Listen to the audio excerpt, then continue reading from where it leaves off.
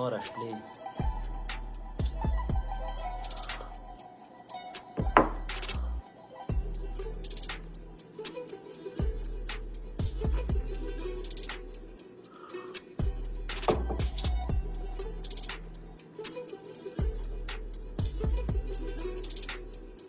I am not going to start.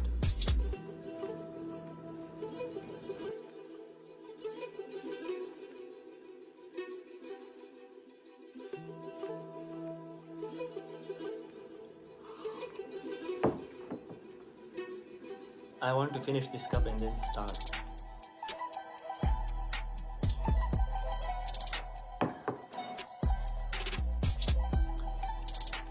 Hello friends, and welcome to my YouTube channel. Let's talk about immigration. What is immigration? When individuals move from one part of the world to another to settle a new life is called human immigration. These individuals or communities leave their native homelands because of many reasons like changing climate, poverty, lack of social services, and conflicts. Like I came from Afghanistan due to conflicts.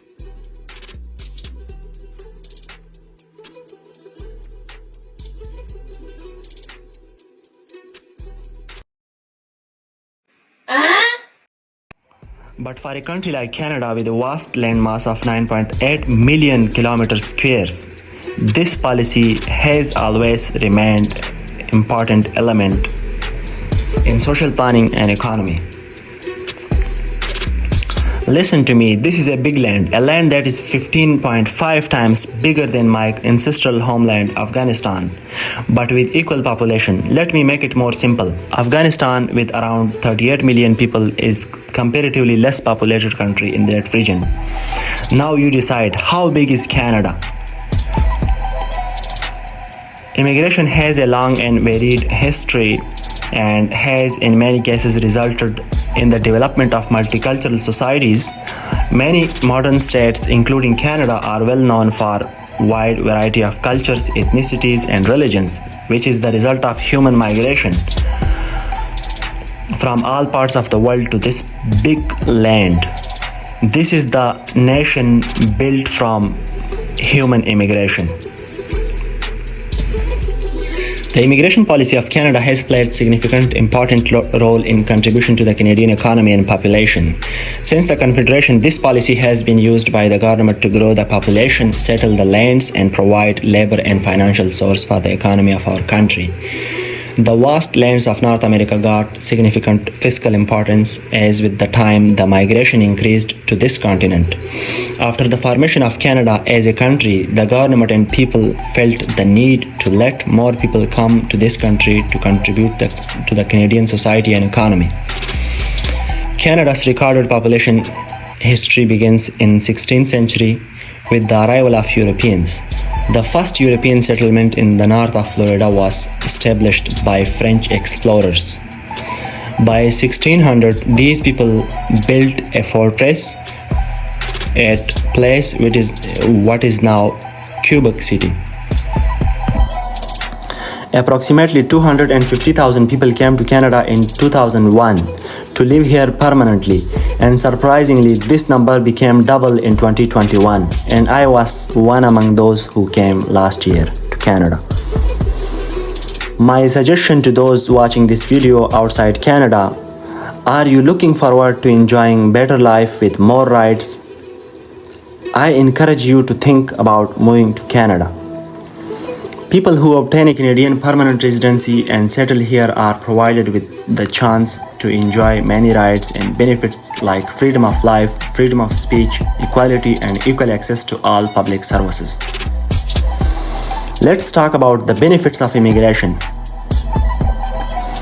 Immigrants contribute to our economy not only by filling the gaps in our labor force and paying taxes, but also by spending money on goods, housing, and transportation.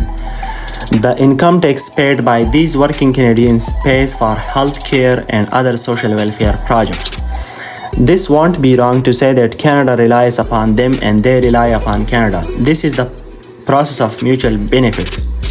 Guys, this is my second jobs since arrival to Canada, and what I see here is that all immigrants from Southeast Asia are working in the production sector, which shows that new immigrants are very important for Canadian production, economy, and exports. The jobs they take are mostly lower level with relatively less salaries. They bring diversity, they bring skills, but most importantly, they bring kids, which is important for our country. And estimations say that immigrants who came after the world wars are the ones who want and support a united Canada. Canada brings people from all around the world on work, business, student, family reunification, and humanitarian visas. Most of these people like to stay here once they arrive. As an example, until today, Canada has taken 25,000 Afghan refugees after the fall of Kabul administration in August 2021, and Canada is working to welcome further 15,000 Afghans. This is just the example of humanitarian-based visas. Effects of immigration on indigenous communities. When colonizers took over the control of Canada, they began seizing the lands of indigenous people for resources and farming purposes. In this struggle for land, indigenous people were displaced from their traditional territories, and in some parts of Canada, they were compelled to migrate to reserve lands with signing of treaties. They were discriminated and treated very badly. Another example I would like to mention is the issue of residential schools. But I will not go into further details of that because it is broadly explained to you by some of my classmates in their video presentations. Now friends, let's ask Google about the immigration laws and acts of Canada and how these changed throughout the past 1 century. Canadian immigration laws have changed over the time, like Immigration Act of 1869 was the first, and then gradually many changes came. Immigration Act of 1906, and then Immigration Act of 1910 and 1914, that was naturalization. Empire Settlement Act, Chinese Immigration Act, Railway Agreement. These all immigration acts had different aims.